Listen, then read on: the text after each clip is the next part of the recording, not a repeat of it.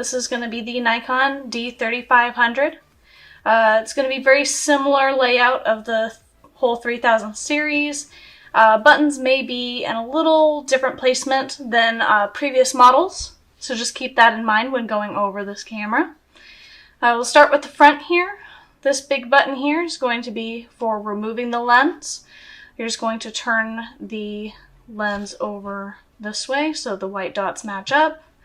Take it off. To turn it back on, there is going to be a little white dot on the lens there, which you will line up with the white dot on the camera. Turn and click for it to lock on. Going to one side of the camera, this of course is where you're going to keep your SD card at. It does show you a little bit of a picture there of the card. It's a little difficult to see here because it is so small, but it does show which direction to put the card in if you look very closely. On the other side of the camera here, we do have a little door here where it holds our HDMI input cable, where we will be able to show our pictures on TV to show to friends and family. There is also a USB cable here. This is going to be for transferring images to your computer, updating firmware in the camera itself, if that does need to be done. Going to the top of the camera here. Of course, we have some of our most important switches here. You have your on and off switch here, which is just simple flick of the switch. This, of course, is going to be your shutter release button, where you're going to push halfway down to focus and all the way down to take the picture. This is going to be your exposure button, where you'll be able to over or underexpose accordingly if you feel that your scene needs to be a little bit brighter or darker without having to change any major settings. This, of course, is going to be your video record button. So all you have to do if you wanted to record any video at all, you're just going to touch to start and touch to stop when it comes to recording. When it comes to the dial here, so you're going to have your auto dial, so green for go if you just want to go off, shoot, don't want to have to worry about any settings. You're giving the camera full control at that point. Your guided menu is going to allow you to give you some guides here. So it has a shoot guide, view and deleting, so it kind of has a built-in tutorial in the camera itself, which is nice. Going into our manual modes here, you'll see that they're bracketed off because you're going to have more control over these modes. Program mode, of course, is going to be your first step off of auto. This is going to allow you to change certain settings like aperture or shutter speed, your autofocus settings, your metering settings, all of those. But as soon as you change it to P, it's going to automatically determine the settings as if it were in auto. So it'll give you a recommendation and then you can move from there. The S mode, of course, is going to be a shutter priority, how fast you want it to take the photo, and then it will compensate for the aperture itself. Aperture mode, which is going to compensate for shutter speed. You control the opening in the lens. That will control how much light is let in. The M mode is going to be full manual. I don't recommend jumping to full manual right away, especially if you're an auto shooter. This takes time just to get used to your P, A, and S mode. So I wouldn't rush into the manual mode just yet. And if you get overwhelmed with any of these, there's no shame in jumping back to auto if you need to get a very special moment captured, if you just want to get the picture taken that you're viewing, that sort of thing. So on your effects portion on your dial, when you turn it to your screen here, you use your adjustment knob. This is what you're going to use to change aperture, change shutter speed, and in the effects setting, it's going to allow you to change the actual effects. So when we scroll here, it'll give you, pop, vivid color, night vision, photo illustration, toy camera, miniature effect, selective color, which is really neat, which you can select one color and make the rest black and white. Silhouette, so if you want it to be backlit. Also high key and low key. So just different sort of effects that you can give to your pictures. This is before you take the photo. This is very important to know. And then you would see how it is after you take the shot. The effects portion of the dial will help you when you're feeling a little bored, you have some free time, you just want to play around, see what it can get you, and it can be a lot of fun to play with. All right, so here are going to be our auto presets after the effects dial. That's going to be our night portraits. That's going to be for macros, the little flower. The little running person is going to be for sports. The person is, of course, going to be for portraits, and then, of course, you have your no flash option. Again, these I would count into the same way you would do effects, is don't solely depend on these, but play around with it and see what effect it will give your photo. I would just go off of auto or P mode if you're just getting started, because those are going to give you a little bit more control over that aspect, because the whole reason we picked up a camera was because we were told we had an eye for photography, so why let the camera make all of your decisions on what you are seeing? Definitely take a little bit more control in your photography by just moving to that P mode. Okay, but again, these aren't wrong to use, just don't make them your crutch. So this LV here on this switch, when you switch it stands for live view, so when you turn that on, you can see that it is in live view mode. You can see on the back of what's coming through the lens. This can be very, very helpful in situations where you may want to see the bigger picture. You don't want to hold the viewfinder up directly to your eye, that sort of thing. It can also be a little bit more accurate on how your pictures are going to come out, but it's not completely accurate. So here we go. We'll go to the bottom of the camera here. So on the bottom of the camera, we can see that it does have a universal screw mount for any tripod. The little door at the bottom here is going to be our battery door. So that just flips right open. You pull the yellow tab and it pops right out. There's our battery. And then we'll go to the fanciest part of the camera, is just going to be this back screen here.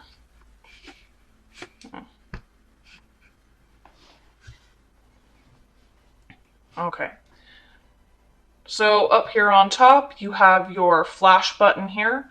Now on auto, on your auto setting, which right now I am in, when you do go and take a picture, if it does determine that it is too dark, the flash will pop right up, okay, by itself. Now for me, that can get extremely frustrating.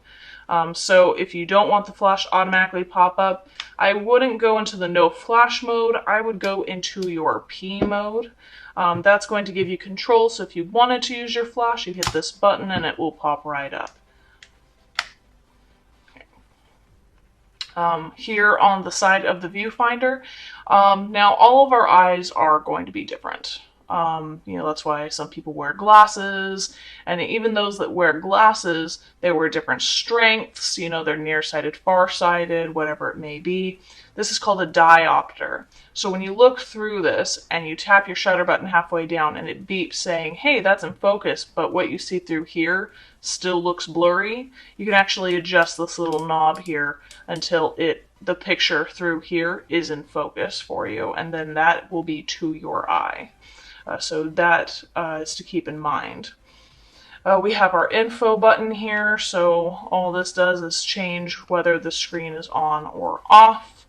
You have your auto exposure or auto focus lock. This can be programmed to where if you wanted to lock on autofocus, you could keep this button held down and recompose your shot and take the picture so it's focused to where you focused the first time, which is nice. Same for the auto exposure. If you wanted to see the sunset or someone's face, vice versa, instead of them being a silhouette, you could auto exposure lock on their face, move back, and be able to get that. But just know in that circumstance, naturally the sunset is more likely to be blown out.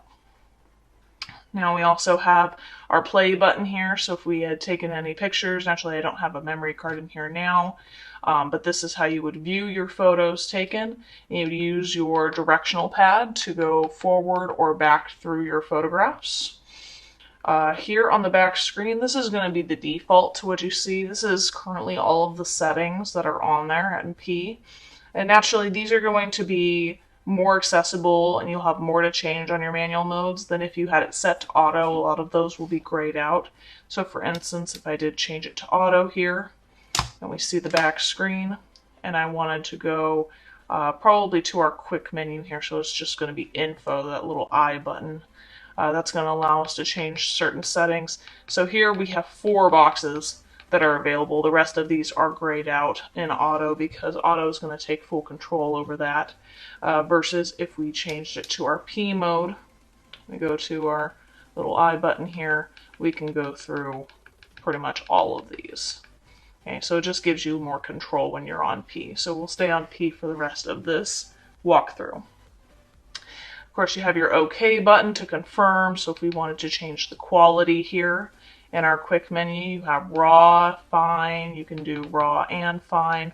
I would never, ever, ever go to JPEG normal or JPEG basic. It's just too low of a megabyte image to be able to do anything with. So if you're going to do pictures that you just want to take and print, take it on JPEG fine.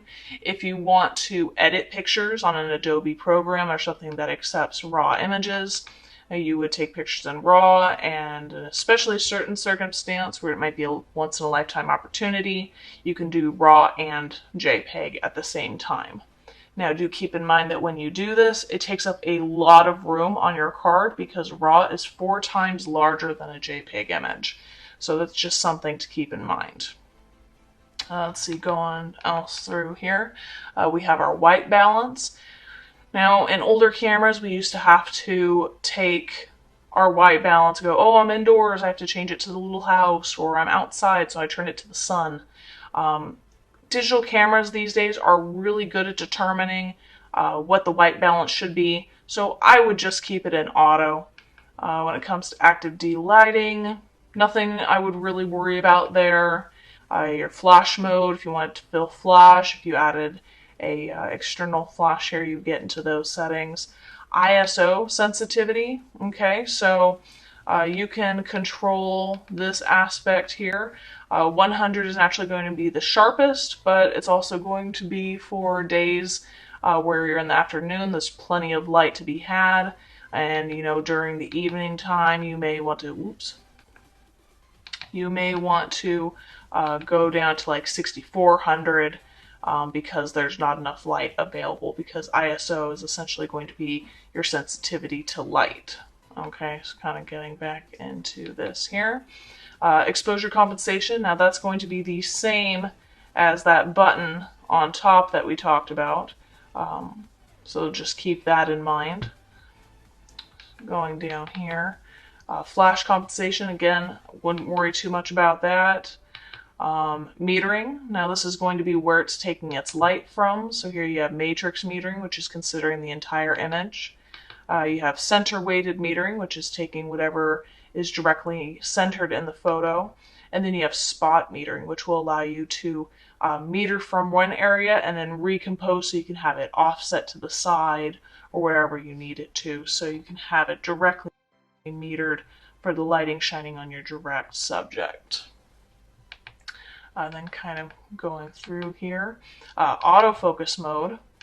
So this is going to give you like single point autofocus that you can move around, dynamic area autofocus where it's considering a larger area, 3D tracking takes 11 points. It's going to be for a lot of like action sequences, and then auto area autofocus where it's considering the entire sensor image of the area, and it'll probably determine whatever is in front first, which naturally with my own camera, you'll see that because the back of the camera is coming before my hands down here, it's actually focusing on the camera first.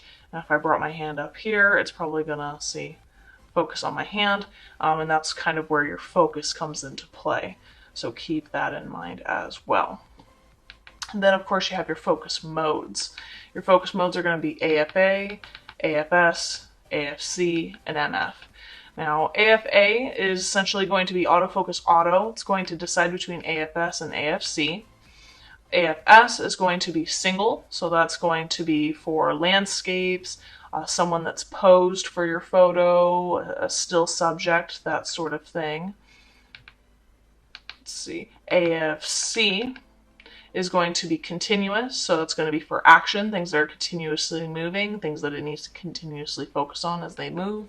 And then of course your manual focus, which you will be able to usually switch on your lenses. Now currently with this kit lens, it does not have that option for any switches to turn off any autofocus or turn off any stabilization. So this is just a very, very basic lens here. And that pretty much sums up the quick menu. Now you can change certain windows on these. So say you were like, well, I don't ever plan on really shooting with flash, at least not right now. You can actually go in through your menu and choose your custom options to kind of change them out. Now kind of going down here, we have two magnifying glasses. This is going to be a zoom and kind of zooming back. This is going to allow you, when you're on your play button, to zoom into photos to see how well it's focused. This can be helpful in certain circumstances where you go, I think I got that shot. You can go back and play, zoom in there, see if you got the detail. If not, you can take the picture again. Here, of course, is going to be our drive mode. So you have your single frame mode when it comes to the drive mode, which just takes a single photo if you click and hold your shutter button down. Your continuous mode, which when you click and hold your shutter button down, will take multiple photos.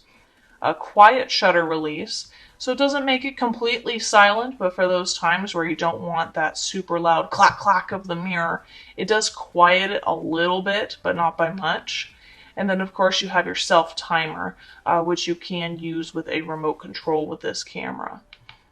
So we'll go back here, we'll set it to single for now. And then of course we have our trash can button. So in those circumstances where you are in your play mode, you want to delete a picture that you didn't like, you just hit that button and you select yes or no. Now getting into our menu here, we'll go ahead and we will start with, we'll start with our play menu. So here up at the top, you can delete photos, you can have playback display options, where you can have histograms or anything like that. I think it complicates it. I just want to be able to see my picture when it comes up, so it's nothing I would really worry about. Click menu to go back. We continue to go down here. Right now, auto image rotation is on, so if I take a picture like this, it's automatically going to rotate it for me, which is nice. Rotate tall, that's fine. That's kind of the end of the playback menu. You can also, this camera does have the ability to send over Wi-Fi. So on your cell phone, if you downloaded the SnapBridge app, you are able to download pictures that you took off the camera to your cell phone and share on social media and share with friends and family. This can be extremely helpful if you're on vacation. You don't want to wait to share until you get home. And if we go down into our shooting menu here, we will go over up at the top. So you can reset your shooting menu to factory settings if that is what you want to do.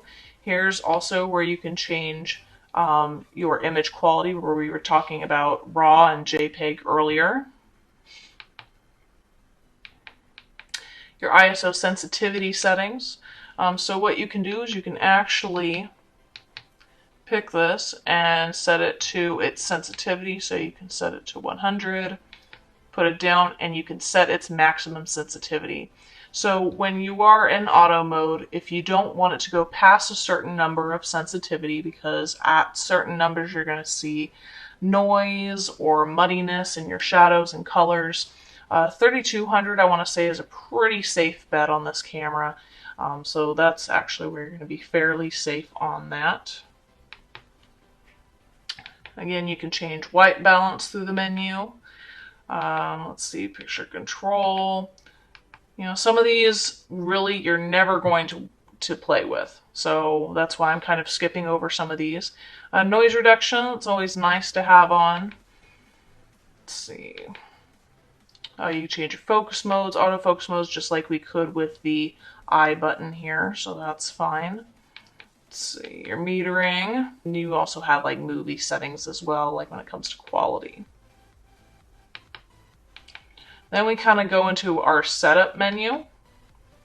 You can reset setup options in case the camera's doing something funny. You thought maybe you changed something on accident. That would be your first step, is to reset any settings. Format memory card. This is something that I stress to a lot of my customers that come into my workplace, is a lot of people don't know what formatting is. When you go on a vacation, you've taken a bunch of pictures with your SD card, you go through, you save them to your computer, make sure they're saved. I cannot stress that enough. That way you can make sure they're backed up just fine. When you're all done, put it back in your camera and you're ready to start over. You want to select Format Memory Card on that setup menu with a wrench. The reason you want to do that, instead of just deleting it with the trash can, is because even though you can't see it, when you just delete it with the trash can, it will make the file not visible anymore, but it'll throw it into kind of like an invisible trash can, and that trash can kind of fill up and overflow. So at that point, you start having problems with your memory card. So it'll start eating away images, it'll start corrupting, that sort of thing.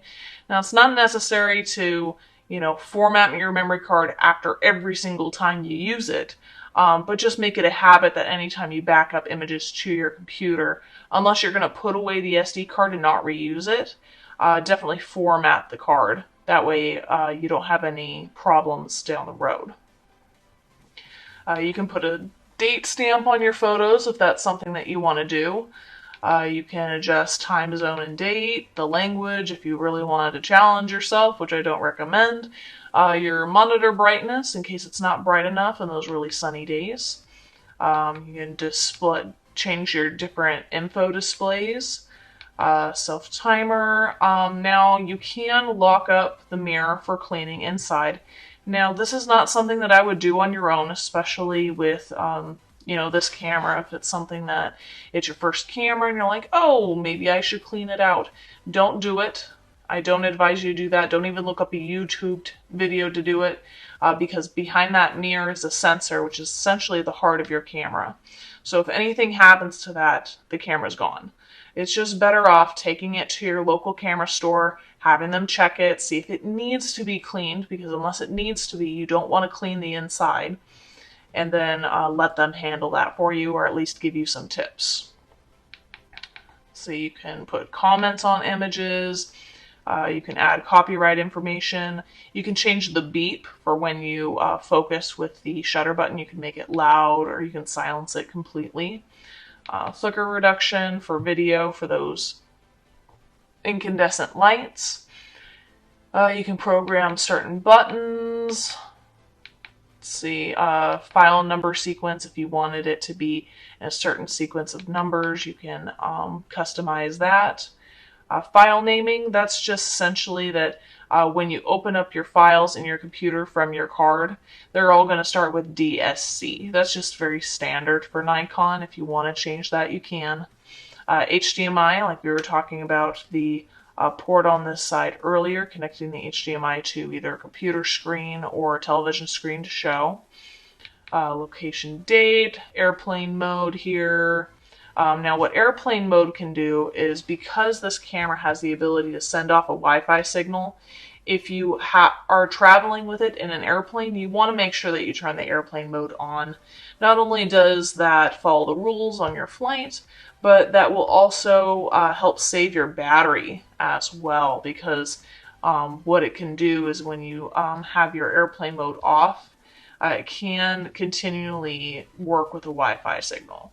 So then that can run out your battery quite a bit. Again, you can connect to a smart device from this menu as well. Bluetooth, you can transfer the same way. Let's see. So slot empty release lock.